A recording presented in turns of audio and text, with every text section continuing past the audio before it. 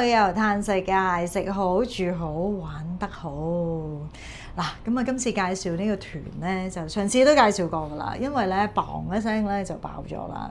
咁啊，呢個團咧，我夠膽講啦，就係應該係全香港最貴嘅一天深圳遊，因為咧佢係價值2188蚊。咁好多人都聽，哇！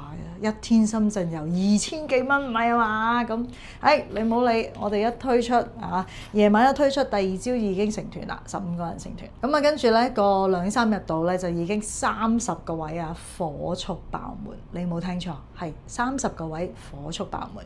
咁啊，所以咧今次咧就有少少意外嘅，係啦，因為其實我做呢個團嗰陣時咧，我都好驚俾人鬧啊推出嚟。你唔係啊嘛，冇病啊嘛，一天深圳遊2188，我平時去嗰啲2 day 98嘅啫喎，咁樣。咁所以咧呢個團點解咁特別咧？就係佢嘅吸引之處啦。想唔想知點解？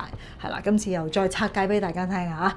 咁啊呢個團咧，我就叫佢做你大開眼界之旅。因為我哋今次睇嘅嘢非常之特別，如果唔係都唔能夠吸引咁多位有識之士啊！呢個團呢，就係第2團加開㗎啦，因為第1團5月21號就真係嘣一聲爆晒，咁我即刻開多一團呢，就係6月11號，因為唔想太遲啊，太遲去呢好熱啊，咁啊依家趁仲未係好熱啦，咁啊所以出發日期呢，就係6月11號，價錢呢，就係2188，全包宴係啦，全包宴包埋你食一個好矜貴嘅 dinner 係啦。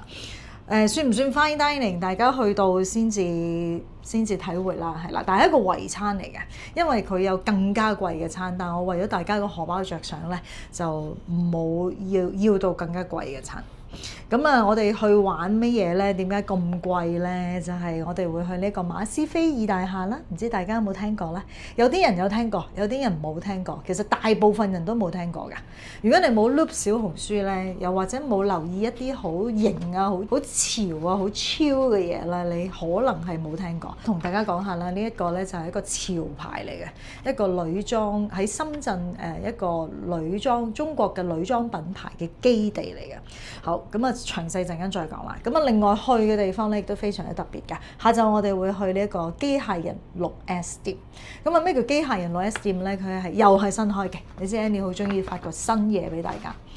咁佢係一個好多機械人品牌或者 AI 品牌集中地，咁所以大家去到咧係會睇到好多好新奇悅意嘅機械人，好多好新嘅，除咗機械人之外，就同 AI 科技有關嘅嘢啦。咁我睇咗咁多朋友嘅 feedback， 點解咁快咁中意報呢個團咧？咁貴到，除咗我哋會去呢一個馬斯菲爾大廈裡面睇啦，有呢個深度遊之外啦，有人講解啦。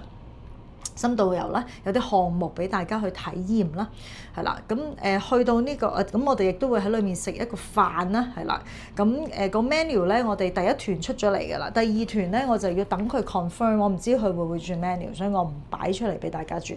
咁我睇過個 menu 咧都對得住佢嘅價錢嘅。佢吸引之處咧就係因為佢之前係唔開放俾人嘅，雖然佢係一個潮牌嘅基地，咁佢用咗10億，有啲人講10億，有啲人講10幾億去打造，用咗10幾年去打造，咁啊22年先至完工嘅啫。佢亦都唔係話咁稀罕啊，可以咁講啦，亦都唔係話咁想咁多人入去。如果唔係佢就神咁早已經係當一個展覽館啊，或者一個參觀場地咁樣 open 俾人，佢就係唔 open。佢個高招處就係唔 open 啦。好多人都入唔到去啦，成日轉嘅政策啦。譬如舊年點解我會知道呢個地方呢？就係我哋有個 VIP 入咗去飲個下午茶，係啦，因為唔知喺邊度 check 到佢有個下午茶，咁啊跟住入咗去，咁可以影下相咁樣，咁啊 post 上 Facebook， 我睇咦好型喎，咁但係嗰陣時都未引起我嘅興趣嘅，咁啊直到前嗰排有啲朋友仔再發翻個短視頻出嚟，有人問你呢度邊度嚟㗎？咁得意嘅，咁我話我有團友去過，好特別嘅，咁係咪大家係咪想去？去啊！即係我睇到個反應，好多人都話想去，因為好多人都入唔到，因為佢唔係成日都開放，佢成日都變㗎。即係可能你今個禮拜可以入去，但下個禮拜又入唔到去，諸如此類啦嚇。因為佢就係唔想太多人入去，佢個策略就係比較矜貴係啦。所以人哋係一個好 high end 嘅潮牌。咁啊，大家睇佢咧，你會覺得好似去咗阿凡達嗰啲嘅地方咁啊，所以咧大家都稱之為好魔幻嘅地方。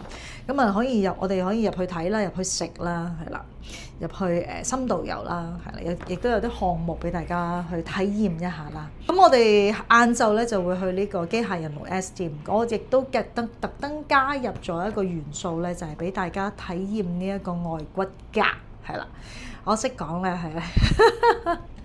骨骼精奇嘅骨骼，我上一條片講外骨骼係啦，咁啊俾一個粉絲提醒啦，多謝啦，係啦。其實小妹有啲咩做得唔足嘅地方咧，大家隨時可以提醒小妹，亦都係非常之樂意嘅。因為我哋公司就係不停咁樣要進步，不停咁樣要創新，係嘛，務求提供一啲更加好嘅旅遊體驗感俾大家。